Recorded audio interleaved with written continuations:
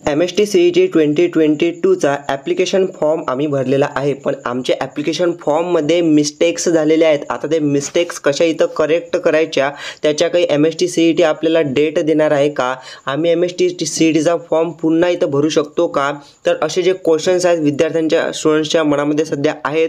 कारण की पुन्हा त्यांना टेन्शन आलेलं आहे की MST-CETचं करेक्शन कसं करायचं, डेट्स कधी येणार आहेत. बघा, मी इथं तुम्हाला जो ॲप्लिकेशन फॉर्म आहे तो दाखवत आहे, पण इथं मी ब्लर केलेला आहे. ठीक आहे, काही जे पर्सनल इन्फॉर्मेशन आहे म्हणून मी इथं ब्लर केलेला आहे. तर यामध्ये तुम्ही जे आहे पूर्णपणे बघा, तुम्हाला फुल गायडन्स मी प्रोव्हाइड करणार आहे. कोणतेही टेन्शन घ्यायचं नाही आहे. बघा, खूप स्टुडंट्स काय करताय की टेन्शन घेत आहे की माझा फॉर्म चुकलेला, आता काय करायचं, आणि जे आहे फॅमिलीला सुद्धा टेन्शन देत आहे.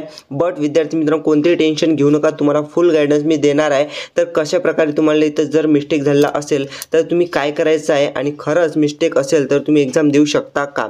तर बघा, खूप इम्पॉर्टंट म्हणजे की विद्यार्थी मित्रांनो, जर फॉर एक्झाम्पल तुमच्या नेममध्ये इथं मिस्टेक असेल, फॉर एक्झाम्पल आपण कन्सिडर करूया की इथं नेम आहे कृष्णा. ठीक आहे, तर कृष्णा हे जे नेम आहे इथं आहे, आणि यामध्ये जर मिस्टेक असेल तुमच्या फॉर्ममध्ये, इथं कन्सिडर करूया की एच किंवा SH मध्ये तुम्ही इथं काहीतरी ई केला किंवा ए केला, यामध्ये जर नेममध्ये मिस्टेक असेल अशी काय, तर काही होणार नाही आहे. कोणतेही टेन्शन घ्यायचं नाही आहे, तुम्हाला इथं एक्झाम देता येणार आहे. फक्त तुम्हाला एक करायचं आहे की नेममध्ये तुमच्या सरनेम असो, तुमचं नेम असो किंवा मिडल नेम असो, म्हणजे फादर नेम असो, तर अशा प्रकारची जर मिस्टेक असेल, स्पेलिंग मिस्टेक, तर तुम्ही तुमच्या जे कॉलेजमधून, ज्युनियर कॉलेजमधून तुमच्या प्रिन्सिपल जोडून एक लेटर न्यायचं आहे की एक्झामच्या वेळेस की या नेममध्ये अशा प्रकारची मिस्टेक आहे वगैरे. ठीक आहे, नेममध्ये जर अशी मिस्टेक असेल तर. पण एक इम्पॉर्टंट म्हणजे की तुमचे जे मिस्टेक आहे ना, ते कॅप राऊंडच्या वेळेस नाही करायची. कारण की बघा, कॅपराऊंड म्हणजे काय की तुमचा MST-CET एक्झाम होईल, नंतर तुमचा रिझल्ट लागेल, आणि कॅपराऊंड म्हणजे तुमची ॲडमिशन प्रोसेस, ज्याला तुम्हाला ॲडमिशन घ्यायची आहे ते.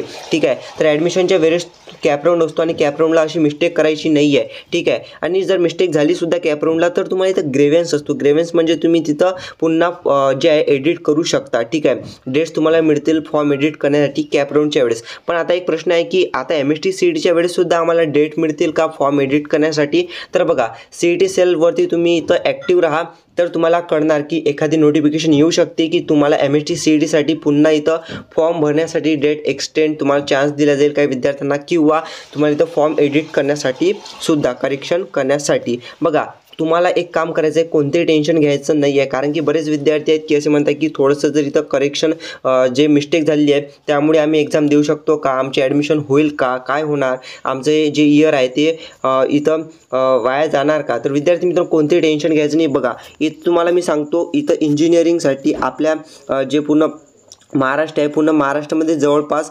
1,30,000 इथं सीट्स आहेत. ठीक आहे, इंजिनिअरिंगसाठी. तर मग इंजिनिअरिंगसाठी एवढ्या सीट्स आहेत, ती 1,30,000 सीट्स इथं आहेत महाराष्ट्रामध्ये ॲडमिशन घेण्यासाठी. म्हणजे तुम्ही विचार करा, फक्त स्टुडंट्स इंजिनिअरिंगसाठी जात नाहीत MST-CET देऊन, तर इंजिनिअरिंग, फार्मसी आणि ॲग्रिकल्चरला सुद्धा जातात. म्हणजे स्टुडंट्स, तुम्ही कोणतेही टेन्शन घ्यायचं नाही आहे की आपली थोडीशी मिस्टेक झाली मग आपल्याला ॲडमिशन मिळणार का. एक गोष्ट सांगू का, की बघा, की तुम्हाला कॉलेज नाही पाहिजे, तर जे कॉलेज आहेस ना, कॉलेजला तुम्ही पाहिजेत. म्हणजेच काय, जर कॉलेज यांना चालवायचं असेल तर त्यांना ॲडमिशन्स पाहिजेत, आणि ॲडमिशन्स कसे होतील, जर तुम्ही एक्झाम दिली तरच होणार. म्हणजे CET काय आहे, CET म्हणजे तुम्ही एक्झाम द्यायची काय, कारण की तुम्हाला इंजिनिअरिंग, फार्मसीला आणि ॲग्रिकल्चरला ॲडमिशन घ्यायची आहे. मग यासाठी ॲडमिशन घ्यायची आहे तर कॉलेजला तुम्ही पाहिजे, एवढं लक्षात घ्या. कारण की गरज कॉलेजची आहे, त्यांना कॉलेज चालवावं लागतं. म्हणून कोणते टेन्शन घ्यायचं नाही. तुमची जर मिस्टेक असेल अवॉइड करा त्याला. ठीक आहे, तर त्याचे तसं काही होणार नाही आहे. तुमची ॲडमिशन इथं होणार आहे. एक्झाम फक्त तुम्ही एक्झाम पद्धतशीर द्या.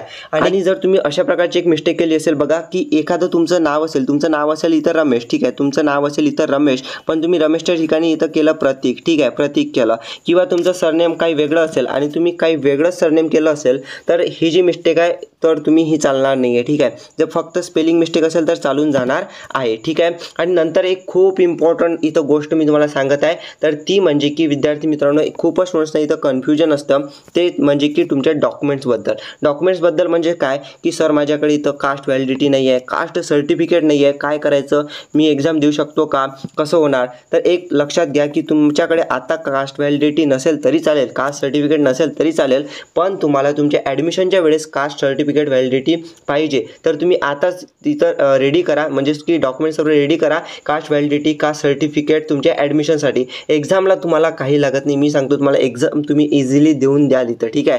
तर एक्झामच्या वेळेस तुम्हाला नाही पाहिजे तर तुम्हाला तुमच्या ॲडमिशनच्या वेळेस नक्की इथं पाहिजे. तर आता काही स्टुडंट्स इथं असे आहेत की ज्यांना EWS मधून त्यांनी फॉर्म भरलेला असेल तर EWS स्टुडंट्स लवकरात लवकर त्यांचं EWS सर्टिफिकेट आताच लवकरात लवकर तहसीलमध्ये जा, लवकरात लवकर जे आहे तुम्ही इथं प्रयत्न करा, लवकरात लवकर आपल्याला ॲडमिशनच्या वेळेपर्यंत EWS सर्टिफिकेट इथं मिळणार, ठीक आहे. आता ह्या झाल्या सर्व गोष्टी. जर तुमच्या अशा प्रकारच्या मिस्टेक असणार तर तुम्हाला काही म्हणजे इथं कोणती मोठी गोष्ट नाही आहे, तुम्हाला एक्झाम इझिली देता येणार आहे. आणि एक सर्वात इम्पॉर्टंट यामध्ये एक गोष्ट येते की काही विद्यार्थी असे आहेत की याचंच एक टेन्शन घेतात की अरे बाबा मिस्टेक झाली, आता काय करायचं, एक्झाम आम्हाला देता येणार का, एक्झाम देता येणार, कोणते टेन्शन घ्यायचं नाही. फक्त तुम्हाला एकच गोष्ट करायची आहे तर ती म्हणजे की तुमचा स्टडी तुम्हाला कंटिन्यू करत राहायचा आहे. बघा स्टडी तुम्हाला इथं कंटिन्यू करत राहायचं आहे, कारण की बघा स्टडी का करायचं आहे, तुम्हाला एक चांगलं कॉलेज पाहिजे. बघा कॉलेजवरती डिपेंड आहे की तुम्हाला पुढचं फ्युचर कसं असणार आहे, ठीक आहे. तर स्टडी नक्की करायचं आहे. जर बघा सक्सेस तुम्हाला पाहिजे असेल ना तर हार्डवर्क व्हेरी इम्पॉर्टंट आहे, हार्डवर्क इम्पॉर्टंट आहे. तर तुम्हाला इथं स्टडी तुमचा चांगला करावाच लागणार आहे. बघा हार्डवर्क काय इम्पॉर्टंट आहे, बघा तुम्ही आता बघू शकता माझे इथं तुमच्या सपोर्टमुळे 70K स्टुडंटची इथं फॅमिली कंप्लीट झाली, त्याबद्दल तर तुम्हा सर्वांचे थँक्यू. पण 70K इथं जे फॉलोअर्स माझे झाले एवढे मोठे तुमच्या विद्यार्थ्यांच्या सपोर्टमुळे झाले, ठीक आहे. आणि यामध्ये मी तुम्हाला सांगतो, म्हणजे तुम्ही म्हणत असाल की स्वतःच तुम्ही सांगता, बघा यामध्ये हार्डवर्क इथं लागतो, ठीक आहे. पण बघा एक जे आहे जर तुम्ही इथं मेहनत कराल तर तुम्हाला सक्सेस नक्की मिळतं आणि त्यापासून प्रॉफिटसुद्धा मिळत असतो. आज तुम्ही बघू शकता एका मोबाईलमुळे तुम्ही सर्वांचे जे आहे इतके 70K जे फॉलोअर्स आहेत ते इथं मी कंप्लीट केलेले आहेत. तर तुम्ही मोबाईलचा जो यूज आहे तो तुम्ही चांगल्या प्रकारे करा, तुमचं जे लेक्चर्स वगैरे आहेत त्यामुळे करा, ठीक आहे. कारण की बघा एका मोबाईलमुळे 70K फॉलोअर्स तर झाले, प्लस त्यासोबतच केवढे डॉलर्स मला इथे इन्कम येत आहे ते सुद्धा आहे. म्हणून विद्यार्थी मित्रांनो एक विचार करा की या जो स्मार्टफोन आहे त्याचा चांगला उपयोग करा आणि तुमचे लेक्चर्स वगैरे CET पूर्णपणे क्रॅक करा आणि तुम्हाला एक चांगलं कॉलेज नक्की मिळेल. तुम्ही मेहनत करा, सक्सेस तुम्हाला नक्की मिळणार आहे. तर best of luck for your CET exam आणि सबस्क्राईब करून नक्की ठेवा जर तुम्ही नवीन असाल तर, कारण की वेळोवेळी तुमच्यापर्यंत चांगले आणि बेस्ट इन्फॉर्मेशन्स MST CET बद्दल रेग्युलरली मी देणार आहे. Stay connected. Thank you for watching the video. Thank you.